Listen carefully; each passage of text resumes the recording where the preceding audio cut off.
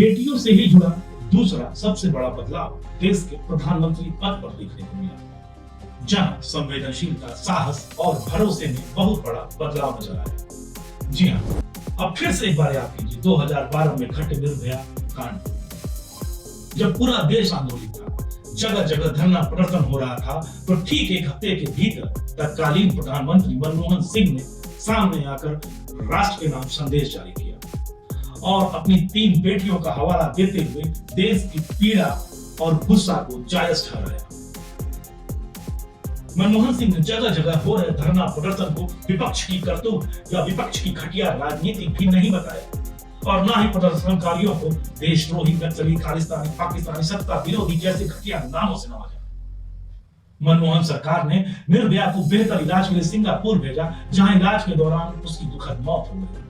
निर्भया के सभी 6 गुनाहगारों को गिरफ्तार कर कानूनी रूप से उनके अंजाम तक पहुंचाने के लिए जेल की सलाखों के पीछे भेजा। यहीं पर दूसरा सबसे बड़ा बदलाव बेटियों को लेकर 2014 के बाद प्रधानमंत्री की कुर्सी पर या पद की गरिमा पर नजर आया।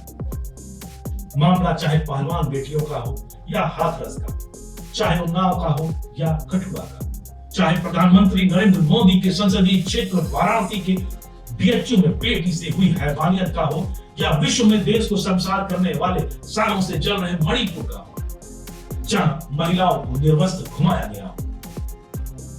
आज चुनाव के समय नारी शक्ति की दुहाई देने वाले और भरोसे की गारंटी देने वाले निवर्तमान प्रधानमंत्री नरेंद्र मोदी ने किसी भी मामले पर संवेदनशीलता दिखाते हुए मुंह खोलना मुनासिब नहीं समझा।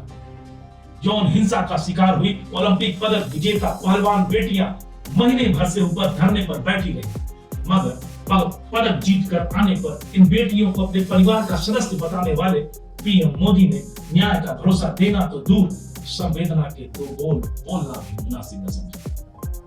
जबकि मणिपुर की घटना पर जग हंसाई और काफी छीछा-लेदर होने के बाद जब मुंह खोला तो जख्मों पर संवेदना का मरहम लगाने और कार्रवाई का भरोसा देने की जगह उस पर भी घटिया राजनीति करते नजर आए।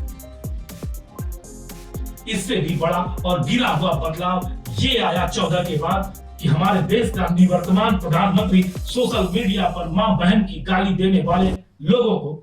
फॉलो करता है और अगर किसी लड़की ने सत्ता से कोई सवाल पूछ भर लिया तो उनके पार्टी के नेता और आईटी सेल के लोग देश की उस बेटी को गंदी गंदी गालियों से नवाजते हैं और उसका चरित्र हनन करने की घटिया हरकत करते हैं। बेटी द्वारा पीएम से इस घटिया हरकत को रोकने और न्याय देने की गुहार लगाने पर भी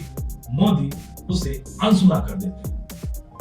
मेरी नजर में 2014 के बाद देश में प्रधानमंत्री के पद पे आया ये सबसे बड़ा और घृणित बदलाव था। अगर आप भी इस बदलाव को महसूस करते हैं